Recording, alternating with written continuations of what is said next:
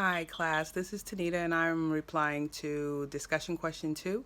First, starting off with the brief sexual attitude scale. Um, this test, I don't know about you guys, but feel like these assessments and tests are getting more and more intimate throughout the course. And they kind of make me smile and realize, like, I am so old lady prudish. But anyway, uh, according to from my answers and from the chapter, I just feel like the chapters were very relevant, talking about communication and gender roles.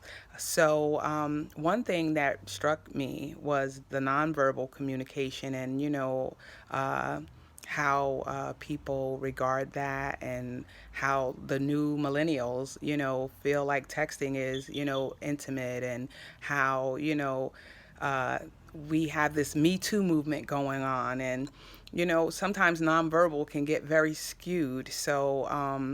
I think that face to face verbal communication is key.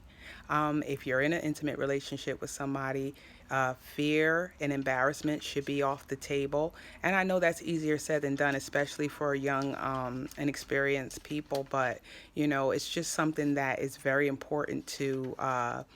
Gain intimacy and trust in a relationship. The assessment, they asked a couple of questions that, I really didn't know how to answer, but, casual sex being acceptable, having sex with many partners.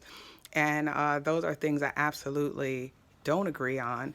But I also think that you have to worry about or consider the audience to which we are counseling, and their mindsets. So it is just very important to gather information in sessions when it comes to counseling about human sexuality, because there are so many different beliefs, even based on from their families of origin. And just looking at how many different ways that people communicate and things can be miscommunicated.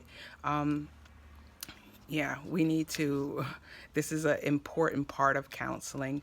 I like the fact that they state when we communicate with other people, we have three competing goals, which is to get the job done, and second, to have a relational goal, and third, to identify a management goal.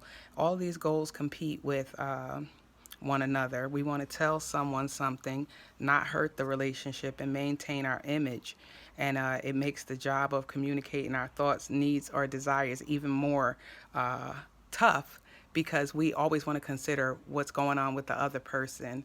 But I am an avid believer of the word, which says, uh, the truth shall make us free.